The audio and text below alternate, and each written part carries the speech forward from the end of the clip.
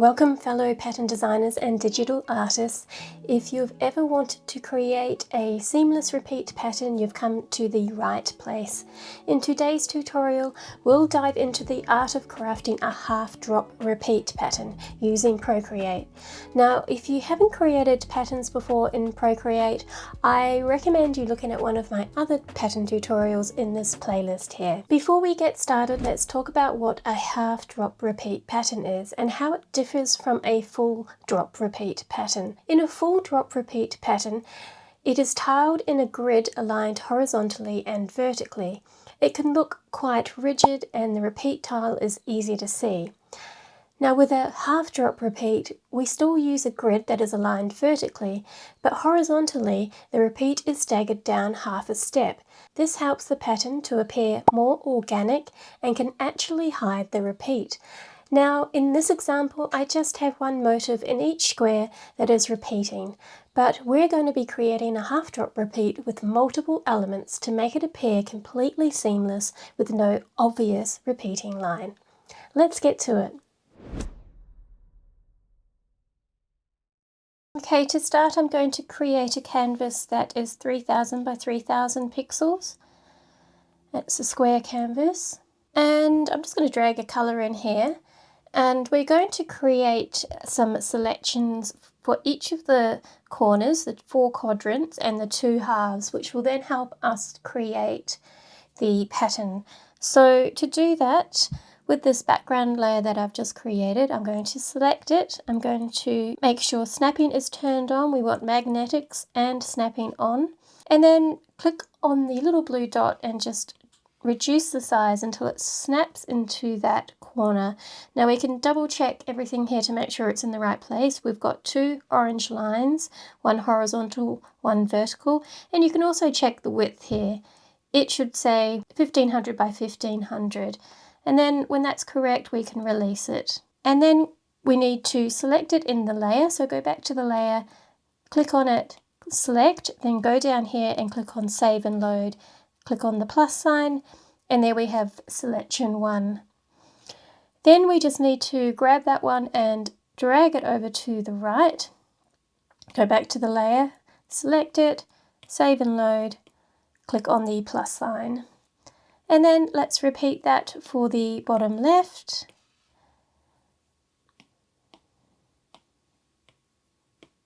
For selection 3, and then one more for selection 4. And then we can remove that. We'll drag in another colour. And this time I'm going to just drag it to the left hand side. Make sure we've got all the guides showing that we know, so we know it's in the right spot. And then select the layer, click on Save and Load, and this time we've got just the half, so that'll be selection 5, and then let's drag that over to the right, select the layer, and click on Save and Load. So we've got our 6 selections here ready to go. We can get rid of that now. And for this I'm just going to draw some simple retro style flowers. So to do that I am going to select a background layer, just make that a bit lighter and drag that on. Then on another layer I'm going to draw a circle, and I'm just using Procreate brushes here. I'm going to select the Narinder pencil, and the size is all the way up, opacity is all the way up as well. Now to draw a circle, just draw your circle, holding your pencil down and then tap it, and you'll end up with a nice perfect circle. And then I can just drag the colour in and adjust the threshold until it just fills that area. And then I'm going to put that in the middle. So using my orange guides, we've got the horizontal and the vertical one, so I know it's in the middle. And then I'm going to create another layer and drag it below that one. And I'm going to change it to a lighter colour. And for this I'm going to use the symmetry tool. So go up to the actions menu, go to canvas, go to drawing guide, and then click on edit drawing guide. Then click on symmetry, options, and then radial.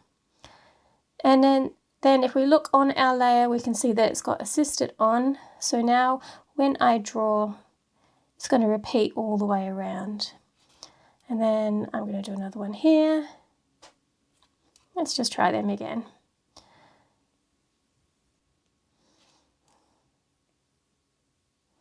It's just a quick, easy way to draw petals, and then we can fill that as well. And that's a really quick way to create a retro style flower. And then I'm going to turn that drawing guide off as we don't need it anymore. And I'm going to group just that flower layer and duplicate it, so swipe to the left.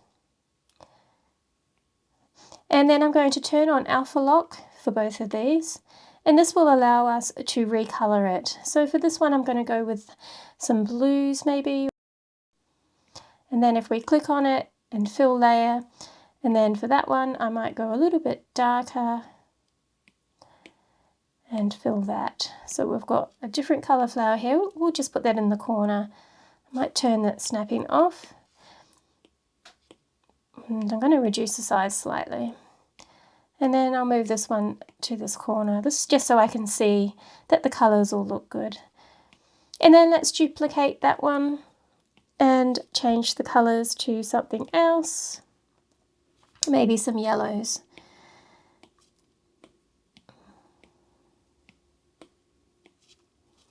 And we'll put that one up here. Maybe reduce it a bit. And let's do one more. And I'm going to go with a lighter pink this time.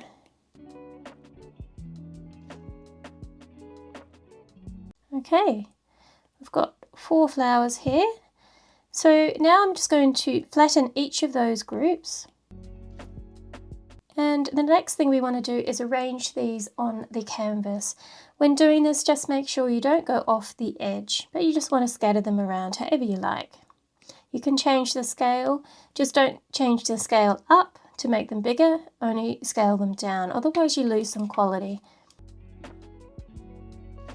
I'm going to start with the 4 different ones in the corners, and then I'm going to duplicate some and just scatter them around.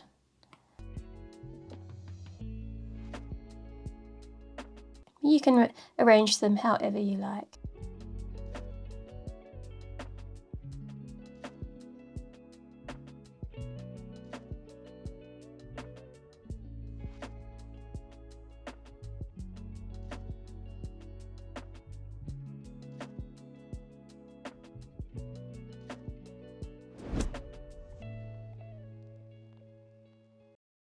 Okay, I think that's pretty good. The next step is to use our selection guides to transition this into a repeat. So to do that, I'm first going to group all of these. Another thing you might want to do if you're going to run out of layers, you can merge some of these together. And I'm going to leave the background layer on a separate layer, as I may decide to change that later on, and keeping it like that will make it a bit easier for me. But to do that means I need to create another layer in this group and just paint some little marks in the corner. If we don't do this, when we go to select it and move it, it won't select the entire canvas. So this is an important step, and it will make sure everything is in the right spot. So now make sure the group is selected. Click on the selection tool, and we want to click on Save and Load, and then let's select Selection 1, and you can see that that's the area is selected. The rest of it has a diagonal selection mark. You then need to click on the Transform tool, and we flip horizontally and vertically. And then we can release that, and then tap on it again, go to Save and Load. This time select Selection 3, and this is this bottom left one. Use the Transform tool to flip it horizontally and then vertically. And then release it, select it again, click on Save and Load, and this time we're going to do Selection 6, which is this one here. Click on the Transform tool, flip horizontally and vertically. And then we need to go back in and just delete that top layer, which was those corner guides. So now we just need to fill in any gaps. So I'm going to grab and copy some. You won't be able to copy the ones that have been cut off on the edges, so just use the ones that are in the middle.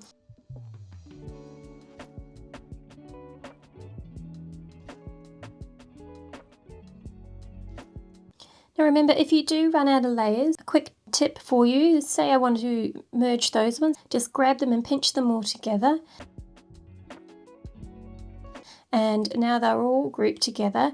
Now if I wanted to move just one of those, I could click the selection tool, just select the one I want to move, use the transform tool, then to move it around. It then still stays on that merged layer, but it just allows you to move individual items around.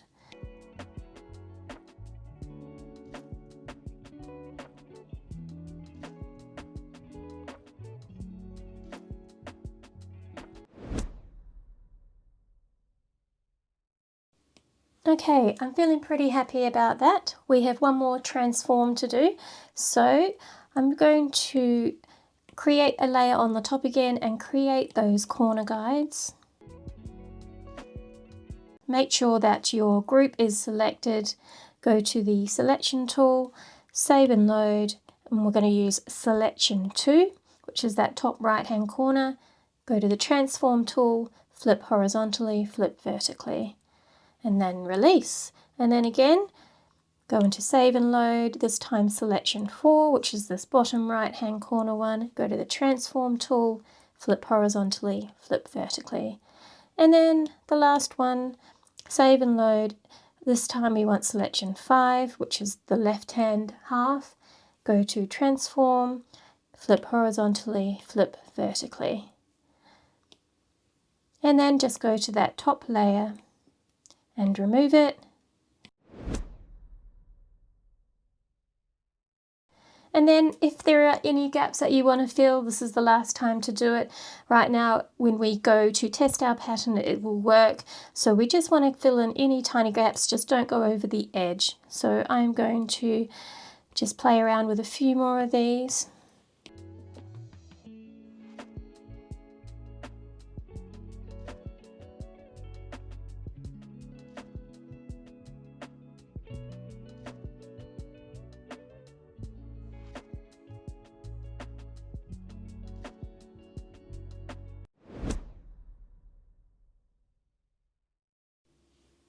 Okay, I'm quite happy with that. The next step is to test our pattern to ensure that it works. So I'm just going to group all of that, make sure it's all in that one group. And then I am going to turn off the background layer and the fill layer. I'm going to swipe down with 3 fingers and copy all, and then 3 fingers swipe down and paste. And what that has done is it's created a flattened layer. So I'm going to turn off the grouped layer, and we can turn on the background layer to help us see it better. And then with this one, I'm just going to reduce the size of it. Now another trick to do this is to actually click on the edge, type in the actual amount, and you can see it snaps down. And I'm just going to put that in the top left. Sometimes it can be tricky to reduce the size with the scaling manually, so I often find that's a more accurate way of doing it. And then I'm going to duplicate that, and then I'm just going to drag it to the bottom left, and then we want to duplicate that, and this time we're going to take it to the middle and then across. And then we can duplicate that one, and this one's going to go to the top, and this one will go off the canvas. And then make sure you duplicate this one, not the one at the top, which has been cut off. So we want to duplicate this one, which is in the middle, and then drag that down to the bottom. And there you have a half drop repeat. And it is repeating beautifully. There are no lines or anything like that. And because I have a separate background layer, I can change the color if I want. So say I wanted to go a darker colour, I could just drag that in, and that's a really nice background as well. I hope you enjoyed learning the art of half drop repeat patterns in Procreate. Remember, practice makes progress, so don't hesitate to experiment and refine your skills. If you found this tutorial helpful, please give it a thumbs up and consider subscribing for more Procreate tips, tricks and creative insights. Also, hit the bell to be notified of when I post another video. Feel free to leave any questions or comments down below and I'll do my best to assist you. And don't forget to share your beautiful creations with me. I love to see your unique patterns. Thank you for joining me today on this pattern design journey. Keep designing, keep creating and keep inspiring. Until next time, happy pattern making.